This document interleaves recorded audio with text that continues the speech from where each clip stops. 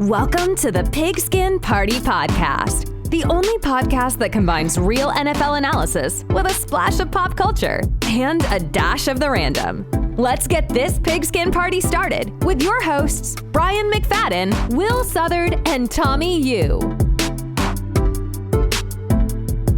Welcome to the PPP, everyone. You are not mistaken. This is actually Tommy. Wow, I already messed up. But it's me, Tommy, opening the show. This is a rapid rise to fame, essentially. I started as a co-host, and then one day later, now I'm the full-time host. This is going to be great, but in all honesty, Brian is over on vacation, so I'm going to attempt to take this host role. I just hope that I can fill these big shoes. But before we get started, please subscribe, rate, review, wherever you're listening or watching this, and tell a friend. That's how we grow this Pigskin Party. Oh my gosh, I sounded just like Brian there. I'm crushing it right now. I'm doing amazing. Anyway, joining me is the star contrarian, Sir William himself. Yes, I wrote that line just for you, Will. But thanks, it looks like you also have a little sneak peek. You're wearing a different hat typically.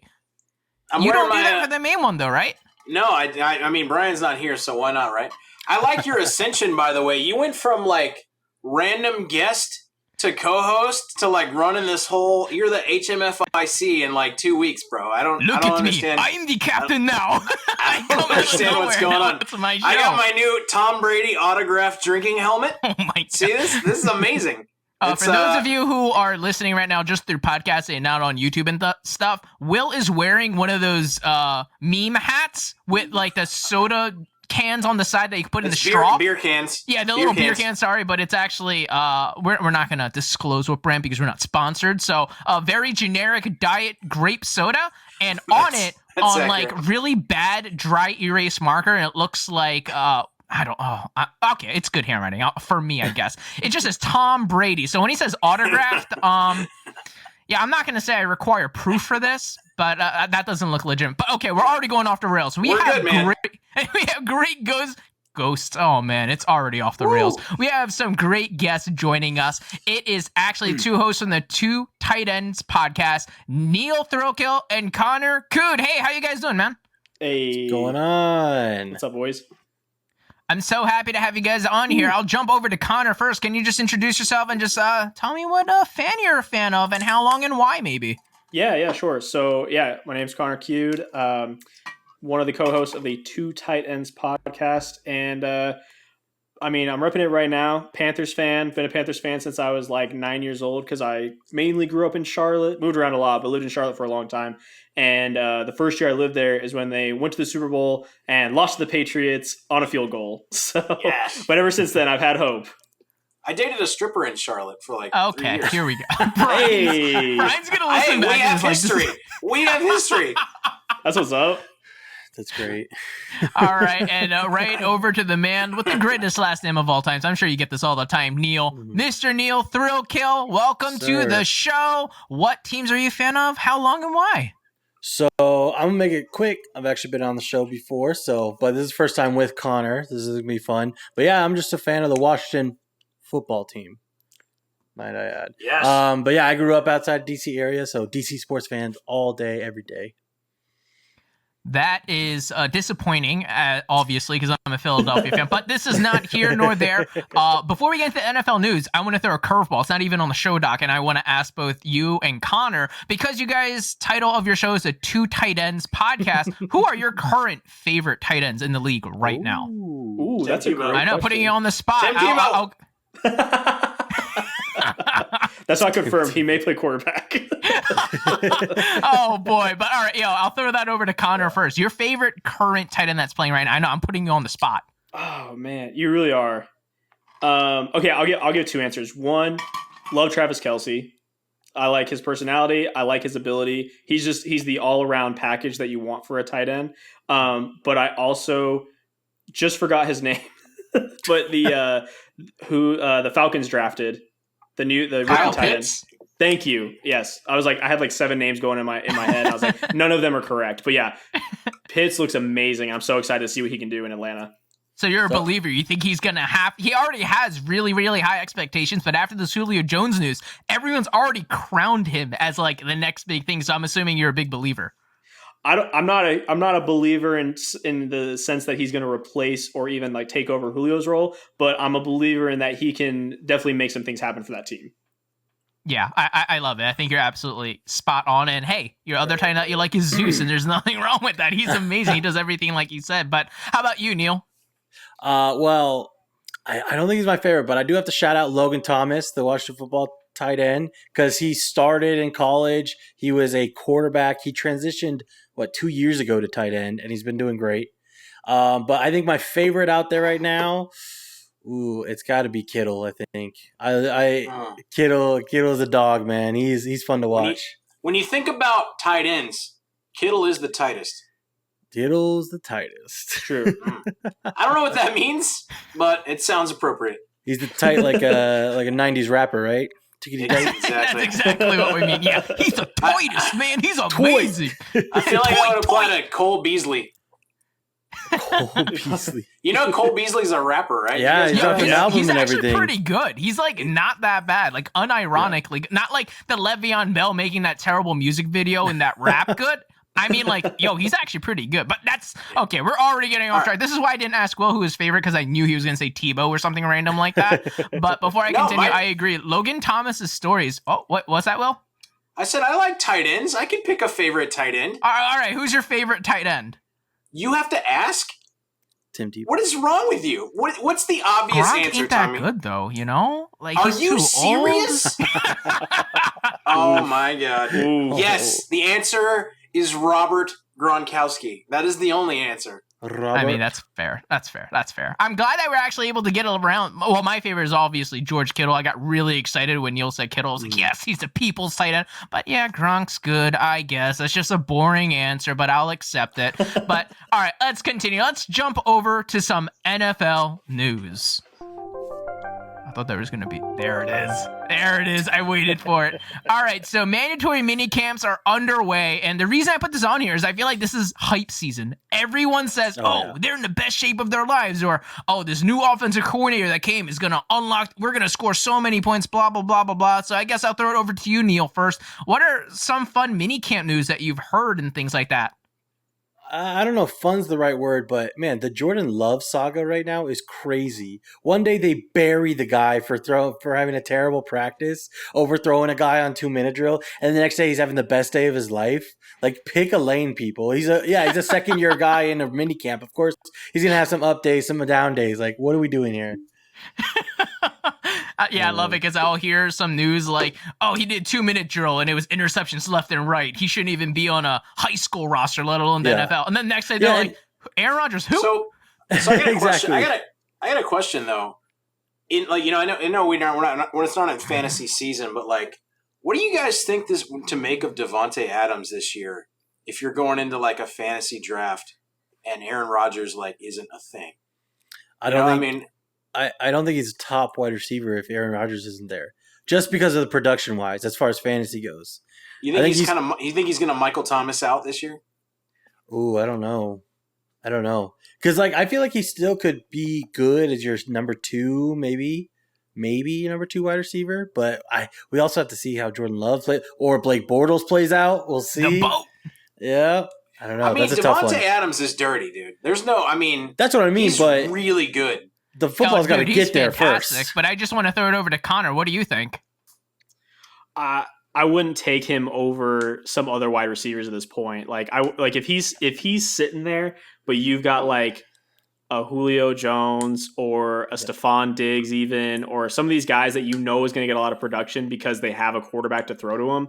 Yeah. I got to take one of them over Devontae Adams. But I agree with Will in the sense that Devontae's just so good. It might not matter who's hucking the ball to him. He's just going to get it. That's true. This is rare, but I completely agree with Will because Devontae Adams, when you see him run routes, he gets so much separation. I don't care if you're Jordan Love or if you're literally just like some D2 college football player. He's just going to be so open when you hike in, you're about to die. You're going to be like, let me throw it to that guy over there with no one else around 5 yards of him because that's just how much separation he gets. So it's almost reminiscent to me of the days where like DeAndre Hopkins over in Houston before Deshaun Watson got there, where he just had a bunch of no one throwing to him, but I feel like Devontae Adams will just be so open to the point where the offensive coordinator or LaFleur is just going to be like, hey, Jordan Love, go in there. Also, but when you throw the ball, just throw it to Adams. Who else are they throwing to, too? What, you think Aaron Rodgers made Lazard look pretty good? Yeah, I think so. I mean, I will say I definitely this. picked him up off the waiver thinking he would be like a he was like, horse. I mean, I agree with Tommy, but counterpoint to that is a lot of Devontae Adams and Aaron Rodgers. I don't have the stats to back this up, but just from my watching them play, anecdotes, if you will, are timing route slants on the goal line, you know? And I think a newer quarterback would hesitate. They'd probably be late, you know? So I think some of that is going to be gone because when you watch them, just from my memory, there was a lot of that. You know what I mean? Devontae just has a really nice, clean, cut, break, boom, the ball's on him. He's in the end zone. It's nothing, you know? But they should still have that good run game to back up whatever quarterback's with them. So hopefully that helps out, relieve some stress there for that quarterback. Yeah, and if the offensive coordinator is also like Tommy's saying, just look for Adams. Don't look at anyone else. And he just breaks off that goal. I mean, he's going to be open, so he might just have it. I hope it's Jordan Love season. I'm so tired of the Packers being good. Like, go away. You know what I mean? So you're just writing him off now. I give the kid a chance. Go, Aaron. Go somewhere else. Go somewhere else where like another team that just isn't as obnoxious. I agree, but I know some other minicamp news that are like kind of coming out, and not even minicamp, but like just some kind of clips that are coming out. You can't ignore it. It's Dak Prescott throwing and Joe Burrow throwing, right? Those are some of the kind of feel good stories that you see. I see some clips that are like, oh, Burrow threw it like 60 yards, and a little bit of me like, I don't care, but it's kind of cool because of how terribly he decimated his knee. Everyone's like, oh, he just tore his like ACL. I was like, no, there's like structural damage to his knee. Kind of like Cincinnati literally let him die. And then of course everyone saw what happened to Dak. Me being an Eagles fan, like even when that happened, I personally am a big fan of Dak Prescott. And then when Dallas took him, a little bit of me died. And even though he's still the quarterback at Dallas, I'm like, why is he so likable? I hate this. But no, it still puts a smile to my face because, no matter who your rivals are, you want all the players to be safe and be good. But what are your guys' reaction? Do you guys think both of them are going to be able to bounce back and, play pretty well? Because Dak was on that historic pace, right? And now throw that over to, Neal, throw it over to you. Let's do it. So I agree. As another rival to Dallas, I mean, it doesn't matter who your rivals is. I don't want anybody to be hurt like that. That's crazy. But I think Prescott has a better chance of getting right back to form just because, like you said, Burrow's like structural damage. It was a gnarly injury, and he's not even a year removed from it yet. And that usually the ACL was it the ACL? No, it was the MCL. It was like that ankle like breaking or like it's one of them stretchy bits. Yeah, and just that usually takes a year-ish, maybe a little bit less to even get back on the court, on the field. We talk about a lot about basketball on our show. So, and even after that, it takes almost like a year of playing to really get back to full strength. Now, maybe it's better this time. I don't know. But I think Dak definitely has a better shot at getting right back to full strength. I mean, I feel like the Bengals are like the anti-Packers to me. Like, the Bengals are a team that has just sucked forever, and I just want them to be good. Like, they have such a talent. I do, bro. Like, they have such a talented wide receiver core. Like, Tyler Boyd, all of what they have, bro. And then they got Mixon and all that stuff. And I want the Bengals to be better, and I want the Packers to be worse. Well, why don't I should trade for Aaron Rodgers? Hold on. I want to throw it over to Connor. I want to get his expert advice because I know he's seen his fair share of quarterbacks now ever since Cam. You had the Teddy Bridgewater experience. Now you're going to get the Darnold experience. Sam Darnold, boy. I know, the Darnold. Not going to ask about them specifically, but what is your take? How do you think Dak and Burrow are going to do trying to bounce back? And also, sorry, I know I said ankle, but I thought we were talking about that really nasty injury that Dak had. I think with Burrow, he had like an MCL, ACL tear with like ligament damage and all that kind of weird stuff. But anyway, Connor, what are your thoughts on both of those quarterbacks? Dak, I think I'm going to have to agree with Neal in the sense that I think Dak has a better shot of looking back to like 100% full performance quicker than Burrow. And I don't know. I guess I feel the same way where you never want to see an athlete, even if they're a rival, get hurt. and just have their career ruined. And I pray that Joe Burrow can get back to full strength and doesn't get hurt again, and we don't have like an RG3 2.0 on our hands. Even though RG3 was because of his mobility, right? But like, just yeah, I knew that would trigger Neal. That's kind of the point of bringing it up. But I mean, if we can see Joe Burrow get some help and get protected, I think he's got a shot at getting back to full strength. So isn't that one of the problems with the Bengals draft though? On getting Chase, right? They got Jamar Chase instead of a tackle there. Yeah, and that might have been more of like a mental boost for Joe than a physical boost for Joe, right? Maybe like, oh, got my old buddy, got my old teammate, got my old number one target back. Your number one pick quarterback just had an injury, and you still don't take a tackle? Yeah, no, it's true. It's true. If Cincinnati fans are listening to this episode right now, they're probably like freaking out because what we're talking about right now was like a heated debate in that community, like Sewell versus Jamar Chase, and everyone was so torn. So the fact that we're talking about it now, they're like, "No, shut up! We took Chase, and that was the right idea." You just gotta lay in your bed, right? You made it, so. Yeah, absolutely. But no, I know there's a lot of fun mini camp things. Everyone's getting really excited, so it's kind of really hard to kind of look through the truth of what all this coach speak is. But hey, let's just continue and talk about, maybe another player that we might be rooting for a comeback, even though he didn't get hurt, even though his whole career was kind of injury-ridden now, is Todd Gurley. Everyone knows that he's like the oldest 26-year-old that I've ever seen in my life, I guess, because of how 26? Fast. Yeah, I think he's only 26, and his career completely. I remember 2-3 years ago, people were like, he should get a couple MVP votes, like not fantasy football, like in actual football, and now he just visited over here. It looks like he visited Baltimore, but before that, he visited Detroit. And there's a couple articles where Detroit's like, "Oh, we're not worried that he's visiting Baltimore. We think he'll come back." Blah blah blah. But what they actually meant was, there's no way Baltimore is going to sign him because we just had him work out for us and we didn't sign him. So there's no way any team's going to take him. So this is just a long-winded way of saying, do you all think that Gurley is completely done? Because his stint over in Atlanta, it didn't look too good. I don't know what the statistics are, but I know he wasn't efficient, and I have eyeballs, and I was watching the games. But I'll throw that over to Connor right now. What did you think of Gurley, and do you think he's done? Yeah, I thought Gurley definitely he was something to behold in Atlanta. Let's just put it that way. But I was really rooting for him. I've always liked Todd Gurley from the get-go. He had such a good breakout rookie season. He had such a good standing just going into the league, and then all of a sudden second and third year were just kind of meh and tapered off so much, and then he kind of had a little bit of a comeback, but then all of a sudden was I want out of LA, going to Atlanta, going back to Georgia, going to be the hometown hero, and then just totally flopped. And so yeah, I don't know. I mean, I'm rooting for the guy, but based on his performance in Atlanta, I don't know if he's done. I definitely don't think he's done, but I do think that he's got he's got a huge hill to climb, basically, to get back to where he was.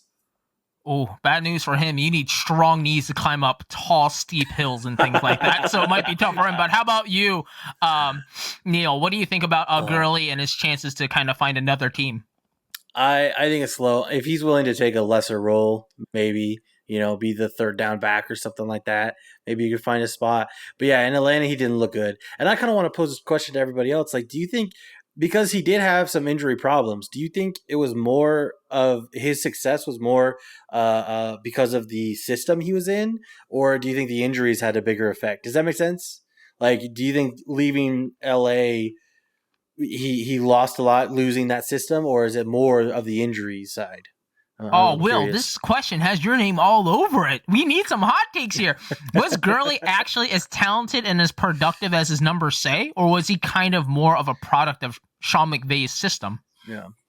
I mean, I think you have to look at what happens after the fact, right? Here's the thing. Georgia running backs are always pretty good, right? I mean, other than Sony Michel. And I didn't hate Todd Gurley, but I did feel a little like he overproduced his talent, and look at Adrian Peterson, bro. Dude's still getting deals at 400 years old. I mean, there are running backs that have talent that, I mean, if he was really the truth, he wouldn't work out for Detroit and Detroit be like, nah, we're good. And especially Baltimore, and teams that that need a little bit of depth, right? Like, go back to Atlanta, bro. Like, what's up? Like, Atlanta has nothing, right? What are they running now? Ito Smith? What is even the Atlanta backfield anymore? Excuse me, Mr. Mike Davis is there, sir? Oh, and yeah. he was amazing last year. Sorry. Yeah. How dare you? How dare you Connor, besmirch the name of Mike Davis? Thank you. Listen, if it's not Gio Bernard, I really don't care. Right? It's Gio Bernard and then everybody else. He's like, right. Dalvin Cook who? I only know a man named Gio. He wasn't on the Bengals. I don't want to hear his name. That's right.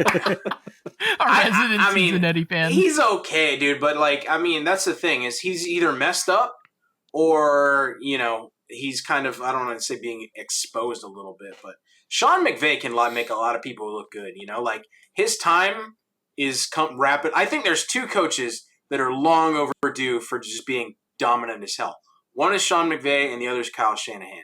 Both of them deserve the world because I think they're geniuses, so. And Connor, you look like you want to add something onto that. Yeah. So, I mean, just to add a little bit to the narrative of was it the system? Was it the player? Like I said, he had an amazing rookie year and then kind of tapered off. And I mean, how long has Gurley been in the league now? He's 26, right? So he's been in the league at least 6 It's had years. to have been yeah. I was gonna say he was probably in college 5, 1 or 2 years, right? So Jeff Fisher was there before. Let's just keep that in mind. That Jeff Fisher was actually the coach at the beginning of his career, and then it was Sean McVay towards the end of his time in LA. So I think it actually was more the talent than the system because we all saw what happened with Jeff Fisher, and then it was apparently John Fassel for part of that. So the second half of 2016 or whatever, or the last part of 2016. But anyway, point is that I mean, not saying that Gurley is the same person he was in LA way back when, but I do think that there is merit to his talent, not just he was a product of his environment.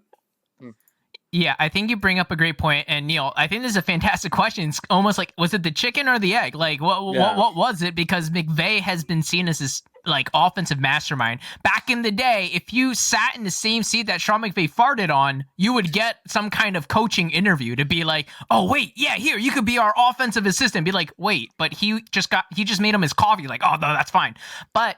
I kind of agree only because when he was over in Georgia, like Will said, there are so many great running backs out there. And when Gurley was in Georgia, he was the alpha. He was so good to the point where Nick Chubb looked ordinary. Not saying Nick Chubb isn't good or bad, but in college, Gurley was just that good. And look at what Nick Chubb's doing now and over in Cleveland. I mean, he's completely destroying it. So I feel like... Top 3. Yeah, exactly. I think Gurley was like a star that shined too bright too fast.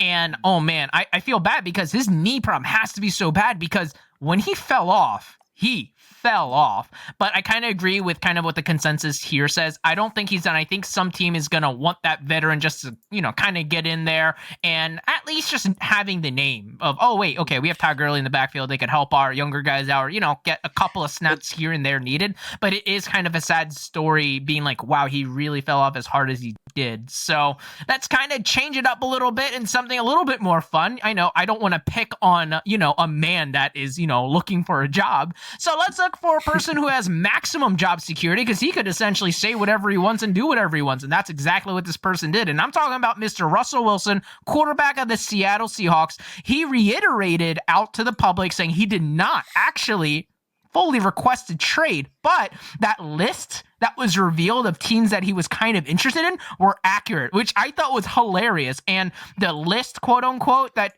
kind of went out there saying that Russell Wilson might be interested in, even though he has a no trade clause, but he kind of wouldn't waive it or whatever if it was to these teams. It was the Saints, Cowboys, Raiders, and the Bears. And so I kind of want to open up the floor. One, do you think it's true they didn't kind of request a trade and he's only saying it now because he didn't get traded, or he's actually being honest and saying, oh no, he actually didn't? But it's kind of funny. I was kind of backtracking as well. Connor, I'll throw it over to you. I mean, for the most part, I feel like I've seen Russell Wilson be a pretty open and honest guy in most things. I mean, granted, it is a business and there was definitely some tactics going on there. Because if he's being truthful, saying he 100% did not request a trade, well, you were pretty vocal about what you hated about the team and that you acted like you wanted out the door. So if even though you didn't officially request a trade, it was almost like an Antonio Brown setting up the Raiders with a social media virality video situation.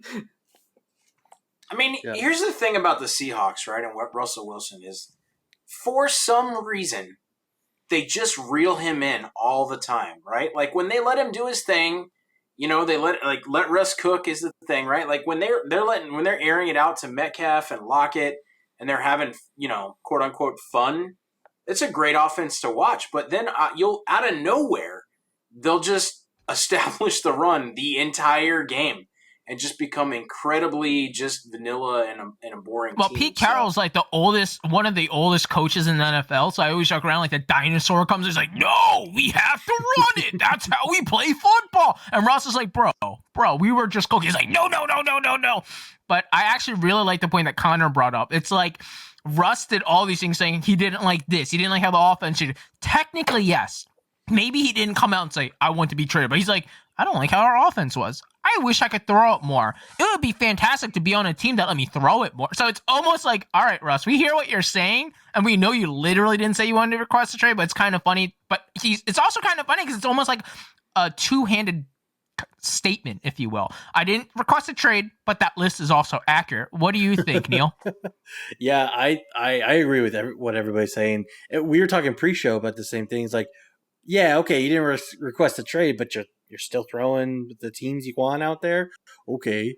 I also am thinking, is this just more salt in the wound than the Bears fan? Because every Bears fan thought they were going to get Russell Wilson, and then they had to settle for Justin Fields. No, there's no settle for Justin Fields. How dare you? Yeah, Fields I is went amazing. there. He's one of my most excited rookies to watch this year. Listen, I'm not saying he's going to be good, but you can't deny the fact that it's Russell Wilson, okay? And they almost had him, apparently. If you Justin Fields is the truth. I am loving all this Justin Fields stuff, but I kind of have to back Neal up as well. Like, Russell Wilson is a Hall of Famer. I don't think that's kind of like, is that a polarizing thing to say? I feel like he's a Hall of Famer. He already has a Super Bowl ring. Well, he did kind of screw up the whole, one thing I do want to kind of throw a little bit of shade on Russell Wilson. Everyone talks about Pete Carroll's terrible play call on throwing it instead of running it in the Super Bowl. But I mean, Russ was the one that threw that pick. You know what I mean? So, I feel like Russ doesn't get enough, shade for that. But anyway, all right, maybe that is a bit more polarizing than I thought. I actually, if I were to be pinned down on this show, being like, oh, Tommy is such a truther about blank, I'm happy it'll be Russell Wilson. That'll make me pretty happy because that makes me look good. But anyway, Neal, I think you're right. Yeah. Like, in my opinion, obviously, I hold Russell Wilson very highly. So, Justin Fields, I also think is phenomenal. So, it puts a big smile on my face that Will and Connor are like, yo, he's the truth. Because in my opinion, when the NFL draft coverage was happening, there's too much shit on Fields. Everyone's like, there's Lawrence, and then there's everybody else. Oh, Zach Wilson's pretty good. Yeah. Oh, Lance is pretty good. I'm like, no. It's Lawrence, then Fields is like 1B, and then it's everybody else. But no one else kind of saw that. Wait, you forgot Mac Jones, though. What about? Oh, you're right. I do actually like McCorkle. I do like McCorkle, but no, I feel like everything surrounding Russell Wilson is pretty funny, and kind of like what you mentioned, the Bears might have been a little blue-balled, but it's okay because they got Justin Fields. And then they're just bringing it up again, throwing salt in the wound right now. Yeah, I just don't understand. And I know we've talked about this before. How do the Broncos let him go to the Bears? Oh, you're the Broncos, man.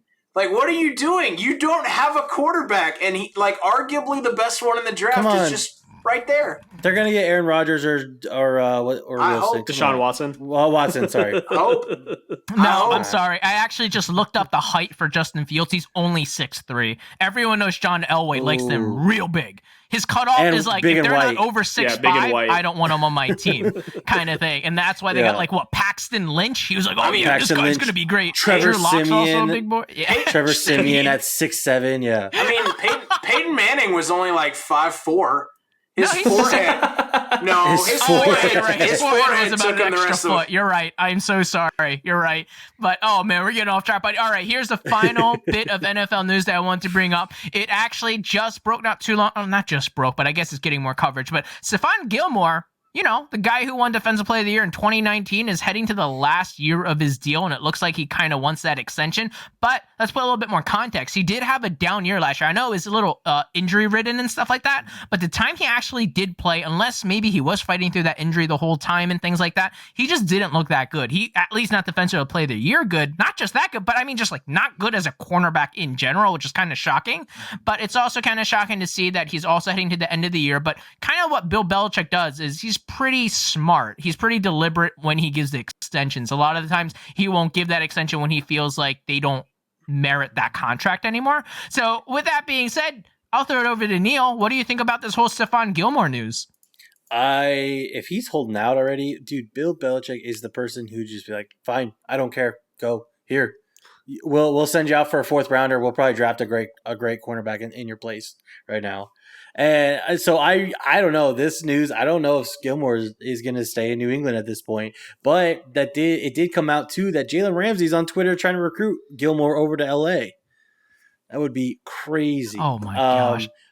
But you did say he had a down year. Can we just acknowledge again? The Patriots had a whole down year, which was fantastic. Love to see it. Love to see it. But yeah, no, I think Gilmore might be on his way out. Like, yeah, Bill Belichick is very calculated on who he gives extensions to, who he keeps around, and he rarely gives extensions to people who like everybody else thinks is deserving except for him. So yeah, I don't know, man. More often than not, Bill Belichick has a good track record of figuring out when that cliff happens. And this isn't me saying Stephon Gilmore's hit the cliff. I'm just saying Bill Belichick, like we all mentioned, a lot of times like, why isn't he just giving him an extension? And more often than not, whenever they get that next contract with someone, they're like, oh, I guess that's why. But I know Bill Belichick is a longtime listener to the PPP podcast. Bill, if you hear me, just punish him. Send him to the Eagles for like a 7th round pick. Yeah, just punish him. That'd be hilarious. He'll be so bad there. So just send him over. But hey, Connor, what do you think about this whole Stephon Gilmore thing? Do you think he's actually not washed, but maybe not as good anymore, not deserving, or what's your take on everything? Yeah, he's washed. Just you know what? Send him somewhere that takes a lot of like vets for a minimum deal. Send him to the Panthers or something. Like he's completely washed. No, honestly, I mean, I think the other thing people forget is I'm pretty sure Gilmore was also fighting COVID last year. I'm pretty sure he was one of the perpetrators of catching COVID on the Patriots when they had that going around too. So thanks, Cam Newton. Yeah, seriously. But yeah, thanks Cam Newton for a lot, speaking as a Panthers fan. But no, I mean for real though, like Neal and I talked about this a lot where like these guys were catching COVID and people would talk about just how like gassed they are after getting something like that. And then 2 weeks later you have to be on the field playing at peak performance. Like it was probably really tough. So I think that was part of his whole like down year. But I still think, honestly, I would put Gilmore in like top 5 cornerbacks in the league still. So I definitely don't think he's washed. I definitely think he's deserving of an extension. Does he want to stay with the Patriots though? That's a bigger question, I think. Those are all really good points. Before I throw it over to Will to kind of get his final points on the whole Stephon Gilmore thing, Connor, you brought up a great point. Maybe Cam Newton, when he left Panthers, is like, I'm going to thank you for all my years of service. You guys aren't going to see it coming, but you'll figure it out when you get it. He goes over to the New England, catches COVID on purpose, spreads it out. He's like, oh yeah, this is going to sabotage Gilmore. And then now Gilmore's like, oh man, I can't even get another contract. And then he's going to go over to Bill, be like, Stephon's being kind of a little toxic in the locker room, saying he deserves all this money. You know what you should do? Send him over to Carolina. I've been there. I hated it or whatever. And then when you guys finally get Stephon Gilmore, Cam's just going to call, be like, yeah, there's my parting gift. Peace out, Carolina. He was an undercover agent the whole time. That would be the he was longest. Both sides. That would be the longest con ever. Yeah, really, for real. I mean, the thing with Gilmore last year, right, is he allowed the stat right here, the 4th highest passer rating among all NFL cornerbacks who played at least half of their team snaps. But also in the same article, Aqib Talib is talking about Gilmore, and Aqib Talib says, if not top 3, he's the best cornerback in the NFL still, and doesn't give a crap about his year last year. And I mean, when you watch him, right, something to keep in mind, a lot of the Pats defense sat out last year at the beginning of the season because of COVID, right? Just basically opted out. He got COVID, right? He got hurt. I mean, I'm signing Stephon Gilmore if I'm an NFL team. With when you think about the quality of cornerback play in the NFL, right? There are very, very few just corners that you could just put out there and be like, he's good. You know what I mean? Let me worry about the rest of the defense. Gilmore is still one of those people. So assuming he can come back, I mean, I think the Patriots probably don't want to pay him because the Patriots just paid $100 million to like Kendrick Bourne. You know what I mean? Like excuse me, and also Nelson Aguilar. How dare you?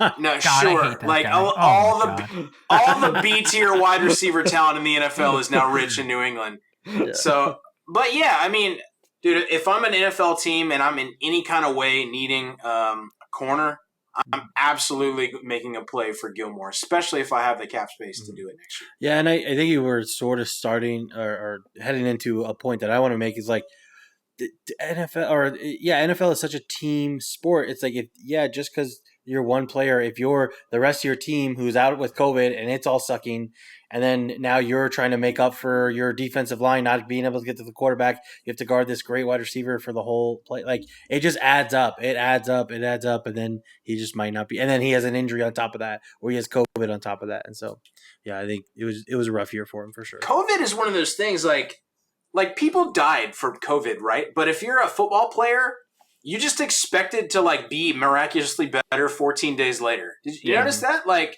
there was nobody that got COVID. They were like, no, he's got COVID and he's having a hard time. It was like, no, he's got COVID. He's out at least a week. You know, he'll be back next week. You know, and it's like didn't Kamara get it? Zeke had it. You know, all these people.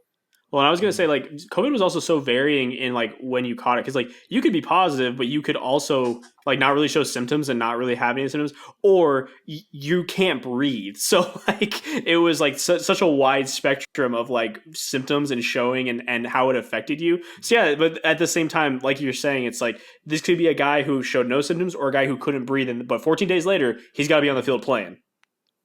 Yeah, I feel like everyone's correct. I heard stories where, like, I was on a respirator and I lost 18 pounds when I had COVID. And other people are like, yeah, I was kind of tired and I didn't even know I had COVID. Then I waited 14 days and I got to go back out there. There's so many varying differences. And a lot of players, now that we all kind of talk about it, got it. Like Lamar Jackson got it. There's, like, so many players that got it and things like that. What do you have to add, Will? I have to add this. So, like, compare Gilmore's last year of getting COVID, all right? Compare that to Cam Newton. We can all universally agree that Cam Newton sucks now, right? He's done. Can we agree on that? I think he's going to bounce back, and I'm not. Actually, I am just mainly saying that because I have him on my dynasty football team, and so I'm praying that he bounces back and holds off McCorkle. But I will agree saying that he may not be the future for New England. But I don't think he sucks. He got COVID. Are you serious? Did you watch the Patriots last year? Dude, whenever he threw the ball, like, I am someone who's sitting on the couch just watching, but when I saw him throw, my shoulder started to hurt. I'm like, that's not how you throw it. Like, why is he putting so much force? And then I was like, I got to rotate my rotator cuff when I watch Cam, but I would love to. We do have to continue because we are going a little long, but I want to throw it over to Connor real quick. What are your thoughts on Cam? I feel like that might hit home a little bit being a Carolina fan. Yeah, I feel like I can't quite get the punch of like he sucks now, but I can say he's mediocre at best. Okay, all right, maybe he is like when you go to West Virginia and you go to a strip club. Like he is B tier, bro. He is like the only strip clubs in West Virginia are in trailer parks. You know? That's so what I'm in Will's saying. Context, it's like when you go to West Virginia for a strip club, you see strippers like, well, at least they're naked. With Cam Newton, you're like, well, at least he's a quarterback. He's playing quarterback.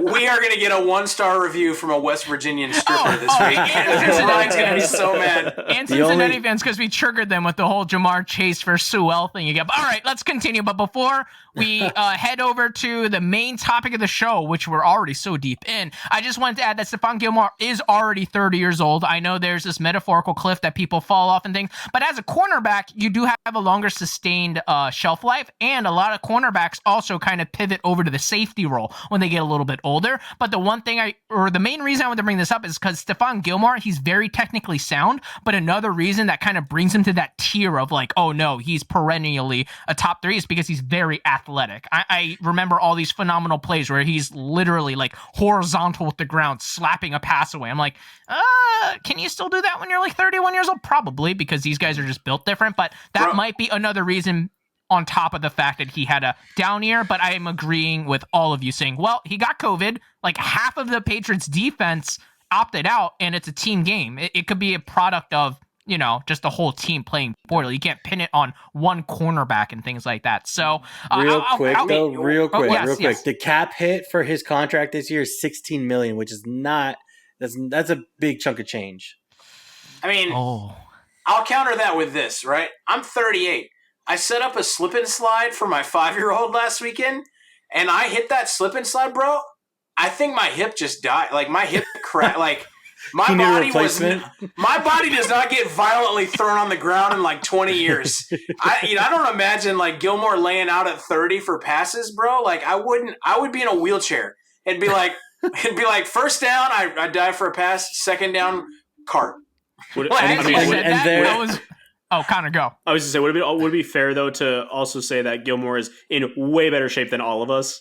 No. I was literally going to say, as Will was talking about that, I saw Connor's face, and I was like, I can read his mind right now. He's like, Will is just about the same athletic profile as Stephon Gilmore. So You're everything right. he's saying makes sense. It's like Stephon looking in a mirror. Washed, It's you crazy. heard it here first.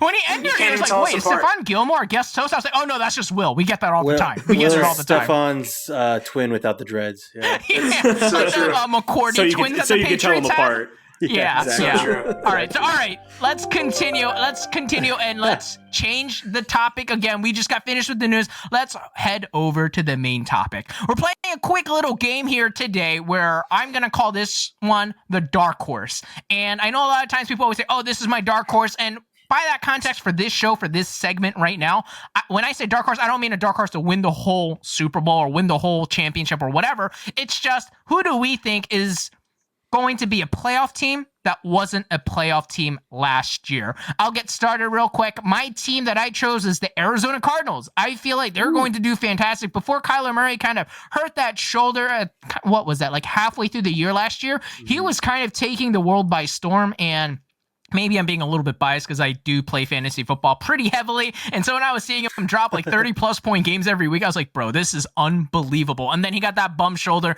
And then that meme came out where that DeAndre Hopkins route tree, everyone kind of saw his route tree. He was only running like a 10-yard out every single time, and that's about it. And everyone's like, why is he doing that? And then people kind of put it together and be like, oh, yeah, Kyler might not be 100% kind of thing. But besides that, their defense, I feel like, has been playing pretty solid, but they just picked up J.J. Watt. And in my thought is, hey, JJ left Houston. He is on, the back half of his career now. I feel like that's safe to say. And so if I'm JJ Watt, I'm thinking I'm going to go to a team who I honestly think can win the whole thing. And he chose the Arizona Cardinals. I feel like he could have had his pick of the litter. He picked there. And I feel like with Kyler Murray, in my opinion, who already took a step up from, when he got into last year, I think he's going to take another step. I'm not saying as big as like a Josh Allen step, but hey, why not?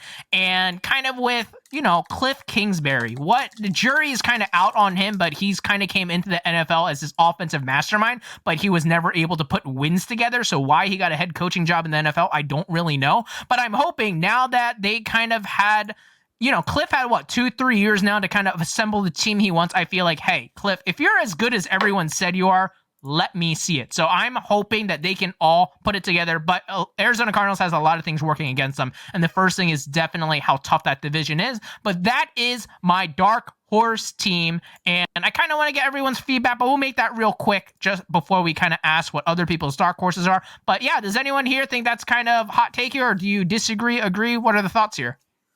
I love it. I mean, there were really one game against Seattle where they pooped the bed away from making it into the playoffs last year. And I agree with everything you said. I think the defense is going to be better. Chandler Jones is going to be back, by the way, not only to complement J.J. Watt, but yeah, he would miss most of last season. I think he missed like 5, or he only played like 5 games. Mm-hmm. So J.J. Watt does not have to be the number one guy, which is nice. That'll open him up a little bit. You can try. You could. What, are they going to double team both ends or something? Like, we'll see about that. Their defense didn't drastically improve, but it did improve a little bit, I think, in the offseason. And then their offense, they signed A.J. Green. Hopefully he can stay healthy. He can be a nice 3 guy for them. Or 2 Christian Kirk maybe there. But I just want to shout them out. Like, I actually live in Arizona, moved here about a year ago. So, hey, the city's doing well, man. It's going to be a fun time. Oh, man, it must be fun right now with how good the Suns are doing and things after that big sweep, right? It's been great. Yeah, it's been fun. No, but that's fantastic to hear. But here, I'm going to throw it over to Connor. Who is your dark horse team that you think will make the playoffs that missed it last season? The Panthers, of course. I don't know, man. Honestly, I was trying to think of a team outside of like who you guys kind of put on here as your dark horses, and I honestly couldn't really think of it. You guys kind of hit all the ones that had come to my mind. But the Panthers, that being said, like we'll see how Darnold works out, but like could he like flourish in this new system away from as Neal and I call him Fjord Gase? Like who knows? We don't know if he'll flourish in a new system, but hopefully he does. And I think the Panthers have a decent receiving core right now, and obviously they've got McCaffrey in the backfield, and then they've just invested so heavily into their defense that I feel like they're going to have a really, really good time this year on that end of the ball. So I don't know. I'm going to say Panthers just as a fanboy, and because you guys kind of took all my other answers. I love the Panthers pick. It's just that division, man. It's true. That's the only problem is getting past the Saints tough. Sucks. Or the Bucks. Or the Bucks. Exactly. That's the thing is like the Bucks and the Saints. It sucks. Your first thought in that division was the Saints? I kind of forget the Bucks are a thing. Like it's been a year, Will. It's been a year for a little while, so that's kind of fair. Yeah, it's been a year. I forget the Bucks exist still, okay? His brain represses the fact that Tom Brady's in his division. I mean, I do think, though, that I think the loss of Curtis Samuel will probably hurt a fair amount the Panthers. Sure. I mean, you know, you do have Anderson and you do have DJ Moore, who are great. Outside of that, it's really slim pickings, man. You got, McCaffrey. That's what I was going to say. The problem is you have the dual threat of McCaffrey, so he's kind of part of the receiving core, if you will, in a way. But no, I definitely hear what you're saying there. Yeah. So, one thing I want to add is they did draft Terrace Marshall. I was a big fan of him. I'm not sure how the Panthers are going to be able to utilize him because he is, in my opinion, he's built to be like an alpha type of wide receiver. But the wide receiver room in Carolina is kind of, crowded. DJ Moore, in my opinion, is one of the most talented wide receivers in the NFL. And then Robbie Anderson, a lot of people see him as a one-trick pony, but Matt Rule loves him ever since he was in Temple and things like that. So he specifically went out and got him. So he's always going to have a place. Darnold's favorite targets, right? Yeah, exactly. Yeah. So I'm hoping, for Connor to be right, Darnold's going to need to have like that Tannehill kind of impact with the team saying, all right, here's a new quarterback. Let's rally around him. And he's still got what it pretty much has and things like that. Can't get mono anymore for sure. Yeah, and Tom Brady needs to finally like hit his age and break a hip or something for me to really have a chance. Whoa, Will! Oh no! How do you mute someone? I gotta mute Will now. Connor Rude. All right, so it looks like the Panthers are gonna have to get through Tampa Bay, but hey, it could happen. Crazier things have happened. So how about you, Neal? Who is your dark horse? I gotta go Chargers, man. I love Justin Herbert. He is so fun to watch, and he just came in there and just slaying the rock, man, from day one, right away. How does Tyrod Taylor is the like epitome of, and I'm a Virginia Tech guy, I love Tyrod Taylor, but he's the epitome of just like he gets injured and the quarterback that replaces him always seems to do well after that. And then whatever it is, man, like what he wasn't he in front of Lamar there for a minute? He was in front of Baker Mayfield. He was in front of Justin Herbert now. Like he was in front of Josh Allen, I think, too, at one point. I guarantee you Davis Mills is starting this year. No. What they're hoping for is they start Tyrod, and then they hope he gets hurt, and then they throw Davis Mills, and it's like, and then they puncture his lung again, right? Right. Yeah. Right. They're like, you're doing too good, man. You have a needle. To the breath sac. Exactly. And but no, one I thing think that's really exciting for the Chargers is what Derwin James comes back, and he's just so exciting to watch. Derwin James, yeah, exactly, and Bosa. I think he was a little injured. Same with Melvin Ingram. So like that defense is going to be better. The offense should be growing with Herbert there too, and they're going to be in. Their least stadium, but they're going to be in a good stadium. Hopefully, they get some good fans there. But speaking of the tight ends, I didn't realize Jared Cook was a thing in the Chargers. Oh yeah, he got signed. Yep. Hopefully, replace Hunter Very Henry. recent. Wow. Jared Cook is also like 38. He's so old, right? Yeah. He's good though. Yeah, That's he's not like me saying 72. he's bad, but he's really good. He doesn't He's play target, or look his age. One thing I wanted to add about Herbert is he's one of the most exciting quarterbacks I watched last year, but it was so bittersweet because I don't think I'm that old. I'm going to be turning 29 this year. But when I look at Herbert, I'm like, bro, why is there an 8-year-old playing quarterback right now? And he still has puberty acne. Right? He came in, right? And he had that long hair and he had the acne. And I was like, Yo, why is Bro, the water boy so tall? You watch, That's nuts. you watch him line up. He's like, Blue 42. At the break, it's past my bedtime and I have some homework to do. Oh, man, Justin Herbert, I'm sorry. We love you. You think you're good, but that's why it's bittersweet because he was slinging it. And I'm just like, go. Justin Herbert has earned more money already than you will in your entire life. I'm sitting on my couch, pulling my back as I reach over too aggressively for Doritos, and here's Herbert scrambling out of the pocket, throwing dimes, and here's me being like, oh, that's a lucky pass. He's not that good, and then he just kills it. But Connor, what are your thoughts of maybe LA Chargers reaching the playoffs? I like the pick. I mean, they've looked a lot more solid than they have in recent years, and I just wanted to add too that Justin Herbert got even younger with the haircut. cut off the high school bully, and he got even worse. The high school bully haircut. Yeah. I mean, Eckler really came on. You know, like the guy is just so good. And didn't the Chargers have like the most like close losses out of it? Right, that's what I was going to say too. I felt like they were like in like every game, but would like barely lose. Yeah. And so, but I feel like the Chargers do that every year. I feel like that's always an anomaly. And then, like, for 3 straight years, like, they lost like 8 one-possession games with like 8 seconds. And at one point, I'm like, no. Next year they're gonna make playoffs because that can't happen again. Statistically, it can't. And then it happens again, and I'm just like, oh, well, no, it's because all their star players got hurt, and then next year it happens again. But I don't know. I feel like they're somewhat cursed because of everyone used to hate Spanos as an owner. Maybe karma's coming his way, but I love the pick personally. I think Herbert is the real deal. Hopefully no sophomore slump will hit him and things like that, but good old Willie, who is your dark horse?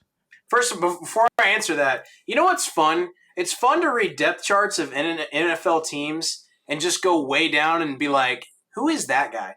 Like, I was looking at the depth chart for the Chargers. Do you know who the 4th string right interior linebacker is for the Chargers? No. His name is Amen Ogbambamiga. Oh, yeah. That's exactly what I was about to say. He went to Northwestern, right? No, oh man, if I get that right, I'm buying a lottery ticket. It's just fun, man. Like, I want to see Larry Roundtree III run the ball. Oh, no, Larry Roundtree. No, he's a running back. Yeah, he's actually pretty good. You might in preseason. Listen, Brian is one of my longest friends in my entire life. We went a bunch of years without kind of talking because he decided to move to New York like a weirdo. But he's a dear friend. Ruined the best night of my life. That's a story I'll tell later. But because of that, I won't tell that story, by the way, on the podcast. But because of that, Patreon exclusive. I got to go with the Dolphins here. And I just... Ooh, Brian has a big smile whenever he hears this. Here's the thing, right? Like, let's be honest. The Bills are going to win the division, right? Like, we can all agree. We can all agree there. So we're competing for a number 2 spot. But, and I guess this is more hope than anything, but I mean, they're fielding a great team, and they have a coach who just every year is progressively better. You know, they made some really good draft moves. I'm not 100% sold on Waddle, but they got some really good O-line talent there in the draft. Didn't they almost play their way out of getting Tua? Like, because they played so well to the point accidentally where they're like, shoot, we're winning too much. Yeah, exactly. I love Brian Flores. Yeah, exactly. So I mean, Tua, Gaskin, Devontae Parker, Will Fuller, Jalen Waddle, Mike Gesicki. Like, I mean, if they don't succeed with that, they need to figure something out with Tua. But I feel like this year, and then they got Xavier Howard on the other side of the ball. I mean, they got a lot of stuff, man. So I think what works in some of the favors of the Dolphins and the Chargers pick, selfishly, but is that we're that's kind of alluding to the next segment is: do you really think the AFC South is going to get 2 teams in there? Do you really think the AFC North is going to get 3 teams in there? So maybe that could open up something for them. That's definitely a great point, and I want to throw it to Connor to get his quick take on the Dolphins, mainly because I know Brian will be listening and interested to see what all of our opinion is. Brian's going to go, how many points did you not say? I had so many points, and you didn't say all of them. You didn't say but hold on. Brian's going to appreciate this because I'm about to pigeonhole Will, and I know he's going to somehow finagle his way out of this. But, Will, by you saying that you think that Dolphins could be a dark horse, that's essentially you saying you believe in Tua. You think Tua will make that next step. I think he has to. Like, I think he has to. Like, I mean, all of what they've invested in him, they stuck by him. Because remember, for a long time, I mean, whether they were or weren't, they were in the Deshaun Watson discussion, right? Like, if you don't believe in Tua, you go get Deshaun Watson, right? You just do. And because of all that, the way that team is set up. So, I mean, they've invested heavily in him. He's got weapons. He's got a line. He's got a defense. He's had a year to learn under the magic beard himself to show him how to play. The perennial, like, journeyman, just amazing wonder lord that is Ryan Fitzpatrick. With his Harvard education, of course. Mm-hmm. I mean, if you can't succeed after that, you're done, bro. So I think it's going to be big things for Tua. I hope it's going to be big things for Tua. I want to point out what you said. He has to succeed. Yes, exactly. He does not have Fitzmagic there for them to throw in the fourth quarter if they're not feeling comfortable with Tua anymore. He has to succeed. They have Jacoby Brissett. They're fine. How do you get sat in a game like your sucks? You get sat for the guy that they, you know what I mean? And then, like, you just come back because they're like, well, he's going to try again next week. And then he comes back and he sucks and he gets sat again. Like, he's got to, man. It's a weird. He's pretty much being thrown into the deep end. He got thrown in with floaties. When they started to see him drown, they're like, oh, crap, get him the little floaties out there. But now they're like, all right, no more floaties. If you drown, you drown. We'll see what happens. We believe in you. But, Connor, what are your thoughts on Tua and the Dolphins maybe being a dark horse? Well, I mean, since you pointed out that Brian will be listening very closely, screw the Dolphins. I'm just kidding. No, honestly, I like the pig. We have one of our producer on our podcast. Shout out to Varsity Connor. He is a huge Miami sports fan, just all Miami teams. And so when we were going through like the draft and everything, I loved the way they drafted. So I'm definitely on board with the way they've invested in the team. And I don't know, I'm kind of a believer in Tua. I think he can do it. So. I think he can take that next step. So I like it. All right, Brian, if you're listening, that got thumbs up from all the hosts, and I got Will to say he believes in Tua. I mean, he picked him as a dark horse. I didn't force him to do that. You did. You told me pick a team that didn't make the playoffs that could this year, and I had hang on. And you already picked the Cardinals. I had to choose from Jacksonville, the Texans, the Bengals, the Lions, the Cowboys. Like, I mean, let's be honest. Excuse me, you gotta pick the Lions for Anthony. I thought about it, but then I thought about Jared Goff. No way. But then I thought about the Lions like, really no carefully. You thought of the whole history, and like, that's not gonna happen. But sorry, Anthony, I didn't mean to throw that in there for you. But here, all I was gonna say is, speaking of the Lions, I feel like that is a perfect segue to talk about the plunger, right? I'm sorry, Anthony. I'm just going in right now. But hang on, wait. Before we get out of this segment, sorry, go on, Will. I think there's a discussion we can have about the Vikings if Aaron Rodgers doesn't play, right? Because that team should be good. But the problem is they played in that division, right, where they always had the Packers kind of doing their thing, whatever. You got the Bears, doing their thing. Like, I think we could have, and we didn't talk about it, but I guess we don't have to. But you could have a discussion about the Vikings being one of those dark horse teams too. I was actually surprised when Vikings What weren't. is that? That's it. I was actually surprised that no one took Minnesota. I thought that was going to be a low-hanging fruit. But Connor, what do you have to add to that? I actually did consider Minnesota when we were talking about this, but my issue with Minnesota is that they had like the number one defense in the league only a few years ago, and their defense has dropped off dramatically. Mm-hmm. And then on top of that, they lost Stephon Diggs as their number one wide receiver. And like, I mean, you do have, you do have Jefferson. He's amazing.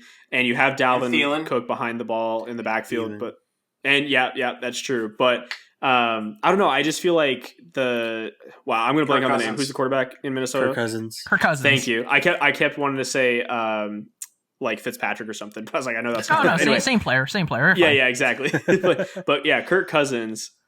I just feel like he's not the Kirk Cousins he used to be. He's just not like that strong leader, that strong arm like he used to be. And so I don't know. I mean, like he definitely can get Jefferson the ball, but like. I just don't think the Vikings still have what it takes, even with Aaron Rodgers not playing, to I really think make it to that a next few step. years from now, we're going to look at Justin Jefferson's like the next generation Julio Jones. Like that guy is. Oh wow, you are that guy already is saying that, unreal huh? good. Hot take. Like, I mean, you watched him play, right? This is actually going to foreshadow the flavor of the week. We're playing King of the Hill over in the flavor of the week, where we plant our flag on a hill. So this is Will saying he's going to be the next Julio, the next Randy Moss, Jerry Rice. That's what Will said word for word. I think I'm quoting it. I don't know about that. This is pigeonholing at its best. But hey, Neal, what do you think of Minnesota? Do you think that should have been a team that was in consideration for one of the dark horses? So my problem with Minnesota is every year they're supposed to be good. And That's true. They feel like they have a good year and then a down year and then a good year and then a down year.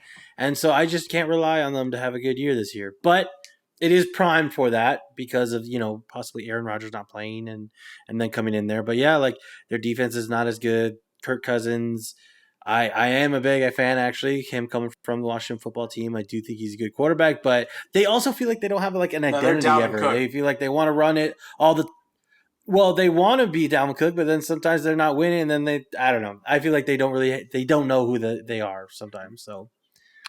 I feel like Brian would be really disappointed in me because I tried to transition this to the next segment and then Will said no. And normally this is where Brian would be like, shut up, sit down, we're moving. And I was just like, no, this is actually a good conversation. Let's do this thing. This is your first time as a host. A fun fact about Vikings is actual Vikings didn't have horns on their helmet like the Viking mascot. I saw this on like what's that show They're with frauds. Las Vegas with the pawn shop? Pawn Stars. It was a That's the one. It's like a pawn store with a lot of star actors on. If you're gonna learn any history, learn it from Rick on Pawn Stars. But yeah, they didn't have horns, so they're fake news. Fake news. Our next segment is not fake news that we're gonna run into right now. Boom. All right, so let's talk about the Plunger. And the Plunger is pretty much the opposite of the dark horse. What team that made the playoffs last year will miss it? I just read your pick, and it sucks. You know what? Maybe I'll talk then. Maybe I'll be the first one. I'm going to pick the Washington football team. Sound effect. I know. Everyone's like, oh, here's Tommy and his true Philly trash. Yes. I absolutely anticipate this because I like the Washington football team and how they're created and not created, but pretty much what the layout and the foundation of how they want to run the team. And I like Ron Rivera. Their defense is for real. Fitzpatrick is an upgrade. Even if you get Fitztragic for 17 games, that's an upgrade from Dwayne Haskins from last year and what Alex Smith was able to do. So you're probably thinking, all right, Tommy, you're talking pretty highly about the Washington football team. They got a plus in everything, but you're saying they're going to miss the playoffs. I'm going to say yes, only because, in my opinion, I feel like the only way Washington football team is going to make the playoffs if they win that really crappy NFC East. And this is just, it's not even a hot take. I don't think they're going to win this year. Why? It's not me saying, oh, I think Dallas is better. Oh, the Giants might do it.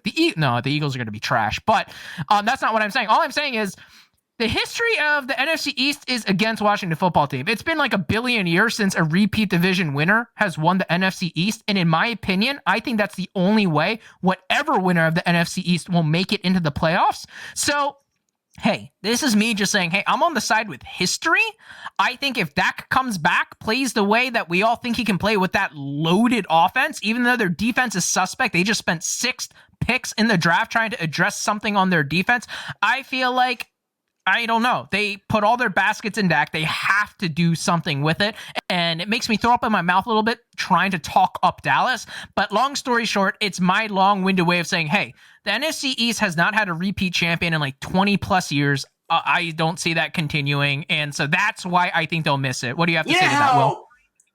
I'm afraid to throw it to Neal first because I know Neal will just rip me a new one. So I need Will to do it. You guys remember the Reddit stock scenario of a few months ago where all the hedge funds shorted GameStop, and what happened? It went to the friggin' moon. And Tommy is shorting the Washington Redskins right now. And the reality, Tommy is a hedge fund, and the reality is he's about to go bankrupt, my friends, because the Washington football team is going to the friggin' moon this year. Tell me about it, Neal. Well, first I want to say Tommy's logic is not bad because he's right. There has not been. I didn't say anything bad about them. His logic is not bad. Has not been a repeat division winner in a very long time, which is pretty interesting. But listen, Ron Rivera is changing that culture. He's changing history for the Washington football team. We're going to have a new name soon, hopefully. And dude, that defensive line is grade A Angus Wagyu friggin' beef, bro. That is some meat. You're not going to get through that. Oh, my God. We have that defense. The defense is great. The defense is awesome. Now, and we just improved offense. We got Fitzpatrick. We got Heineke signed. Hopefully, maybe he turns out. Maybe not. We'll see. But then also we upgraded. We got Curtis Samuel to help out Terry McLaurin. Logan Thomas. We still have what's his Gibson? face, running back like Logan. Thank you, Antonio Gibson. He did great last year. Like I think that is primed. We got a few new tackles. Hopefully they pan out. We re-signed what's his name, Schreff. So I'm really like this is it, man, because that defense is fantastic, but it's got a lot of young guys on there that we're going to have to start paying. And so this is kind of the time to make it or break it with all of them. To the moon? So, yeah. Oh, man. All right, guys. Like I said, it's never fun to pick a team that I think will miss it. But like I said, I felt like I had good logic. Connor, what are your thoughts? Do you think I am completely off base? Am I a fool? No, I don't think you're totally a fool because I think we also just talked about the fact that, like, I think we just talked about the fact that Dak is kind of primed for a comeback as well. And, like, he has a better chance of making a comeback as a quarterback who just got injured. And I don't know. I mean, it also depends on the rest of the injuries and other things that Dallas is dealing with to see how they do. But at the same time, I mean, Washington does look really good. And they had a coach who just beat cancer. So, like, he could beat anybody at this point. You know what I'm saying? It is true, Tommy. You are right, though. There's only one person one team getting out of that division right there, and so you're going to have to win it all. And I do want to point out, we talked about this on the Two Tight Ends podcast. Shout out, you should go check it out. Right after this episode, we talked about how the football team, I believe, what is it, Connor? Is like the last 5 games are all division games. Oh, yeah. Something like it's going to be a slugfest. And so it's like, it's going to be, a slugfest. And it's kind of like, not saying that they're going to do it, but I'm saying it's like, it's kind of in their hands at that point. Because all they have to do is win out on those games. And they kind of control their destiny. Not easier said than done, but it's pretty wild there. Yeah, for me, it was like a 50-50 shot. I have either Washington football team winning the division or Dallas winning the division, and the only reason I was hedged more towards Dallas is, like I said, history says it's not going to be a repeat. And unfortunately, Washington did win last year, even though the Eagles kind of threw it for you guys to kind of screw over the Giants. But hey, that's not here nor there. Hey, all I remember is we won, baby. All I remember is we won. A dub is a dub. That's all we got. A dub's a dub, baby. Right? We're going a little bit long. Connor, I want to throw it over to you. Who is your plunger? I have a couple, I think. Right now I have the Colts. I think that the Colts had a great year because of the veteranness. That's not a word, but the prowess of Philip. Thank you. The experience of Phillip Rivers and leading that team. I don't think Carson Wentz has it. I don't think he has it again to lead a team to the playoffs like that. But I think if I had to pick one other team, I think it would be Pittsburgh. I don't think they're making it to the playoffs again this year either. Ooh, you picked 2 teams off the bat, huh? How do you feel about that, Neal? I'm liking his Pittsburgh pick because I wrote in here the AFC North. Now I think just the entire North, not the entire, but they had no teams in the playoffs. They had 3 people in the playoffs last year. Well, that's the thing. I don't think it'll be the Ravens. I'm pretty sure it won't be the Browns. So that's true. Kind of looking at the Steelers right now, but I don't think 3 teams are going to make the division or the playoffs from that division again. That's pretty crazy for 3 teams to make it. So, and like we were talking about the Dolphins, like, the Dolphins could, the Patriots might, like, I'd even pick the Colts maybe over the Steelers, but I don't disagree with the Colts pick either. I think it's all up to Carson Wentz at this point. I know you kind of mentioned it, that you just kind of put AFC North, so it'll be like a real quick transition over to you. If you were to pick a team, so you think it would be the Steelers that would miss that cut because they had 3 representatives last year? Yeah, I think in order, it would be either Steelers would be my first pick to miss, and then Browns, because Browns are going to Brown, and then maybe the Ravens won't pick, but I don't think the Ravens will miss.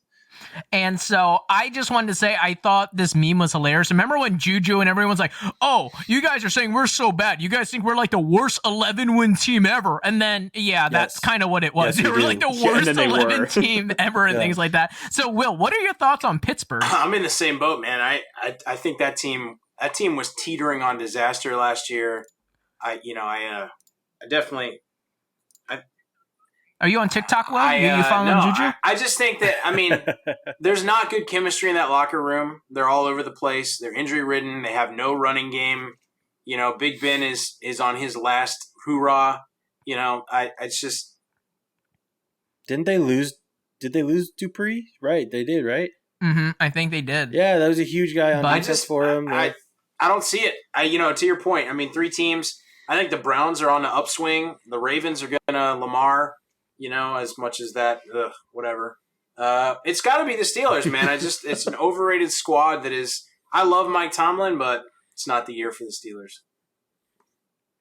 So now that we kind of got Steelers, Indianapolis, and I'm so sorry, but Washington football team as my plunger. How about you, Will? Who is your plunger? Hot take. I'm taking the Saints from here to down there. The Saints are dropping out, and here's why. There's a couple reasons why, but here's where I'm coming from on this. Hear me out. One, Tom Brady and the Buccaneers. They're going to win the division.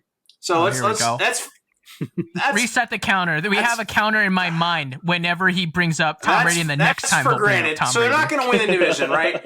And right now, currently, as it sits, Jameis Winston is in front of Taysom Hill on their depth chart. Who knows what they're going to start the year like, but they're going to have to find an identity, right? And with Taysom Hill, he's not a quarterback, dude. Like, if you watch those games last year, that was dirty. They were fighting and clawing and trying to find a way to win. So, I think there are a lot of things that kind of play into that, but I just don't think they're going to find the rhythm that they have typically had in New Orleans. So, I'm a big fan of everybody that's there, and they should be good. But I think when you look at somebody that is primed to sort of fall from grace, I think it might be the Saints this year. Yeah, I absolutely agree. Any kind of final comments or anything like that, Connor or Neal, about New Orleans? Maybe the rain has ended. Go ahead, Connor. I was going to say, as a Panthers fan, I don't hate it. You love to see it. I am all for a rival like that dropping from grace to give us a little bit of an edge. Just to give us a chance, I guess, at a wild card, because you're right, we're not going to win out against Tampa in that division. But no, I agree. I think they do have to find an identity now that Breeze is gone. And that offense was just so stacked. But that offense was so stacked because they had a potential Hall of Fame future quarterback at the helm. Drew Brees? And then, potential Hall of Fame? Bro, he's already in. He just hasn't got voted yet. They already made his list for him. The official title is potential because he's not in yet. But anyway, yes, future Hall of Fame quarterback at the helm, throwing to someone like Michael Thomas, and then you have Alvin Kamara in the back. Like, it's over on offense, right? Like, that's just such a stacked offense. But now you have, fixed vision Winston and sort of non-quarterback. Right, and when Taysom was in, Alvin Kamara went away, bro. Like, you know what I mean? Because they basically became like a wildcat team. So it's I think Tommy's giving me the finger. So we'll see. I know we're going a little long, but before we do, I want to get Neal's final input and things like that. What are your thoughts? I'll try to make it quick. I don't hate the pick. I just think one, I really like Sean Payton as a coach. So if anybody's going to figure it out, I feel like he might figure it out. Not that they're going to be great, but that they're going to be better than the Panthers and the Falcons probably, and maybe compete for that spot. But then again, maybe like we were talking about the Cardinals making it in, maybe that's the third team that kind of replaces them there. So yeah, I don't know. I think, like I said, if any coach can do it, it's probably Peyton in my opinion, but it's a tough one for them for sure. Gotcha. And just to kind of wrap, and one thing that Neal said is absolutely true. Now, Sean Payton does not have the Hall of Famer Drew Brees at the helm. So now we get to see, is he that offensive mastermind or was he being carried by Drew Brees? So I'm kind of excited to see that storyline pan out. But just to quickly wrap the dark horses, I chose the Arizona Cardinals. Will chose the Miami Dolphins. Neal's got the LA Chargers, and Connor has his hometown team, the Panthers. And for Plungers, I have Washington football team. I'm so sorry, guys, but I have explained why. Will picked the hot take, the Saints. The reign in New Orleans is over. Neal got the Pittsburgh Steelers. There's no way that conference or division is going to be able to pump out 3 playoff teams again. And then Connor saying, hey, Colts, I don't think so. So with that being said, I just wanted to remind everyone before we end this show, check out our revamped website at the pigskinpartypodcast.com and send us an email and say hi at pigskinpartypodcast@gmail.com. You could give us, fantasy football topics that you'd like, feedback, any segment you'd like to see. And of course, subscribe, tell your friends about us, rate us 5 stars on iTunes. It definitely helps other people find us, and follow us. And definitely don't follow Tom Brady. I see Will try to sneak that in to the show docs over here, but hey, follow us on Twitter on official PP Pod. You can follow us also on YouTube, Instagram, Facebook, TikTok. We're on everything. And join our Discord community. There's a lot of fun conversations that happen there, and that link will be in the description. And hey, stick around for the Flavor of the Week podcast. I'll try to keep that a little bit shorter, but hey, it's been a lot of fun having these guys on. I can't keep it short with these guys, but hey, excited to have you guys on there. So we'll catch you on the next episode. Thanks for tuning in to this episode of the Pigskin Party Podcast. If you're enjoying the show, please feel free to rate, subscribe, and leave a review wherever you listen to your podcasts. We really appreciate that effort. We'll catch you in the next Pigskin Party.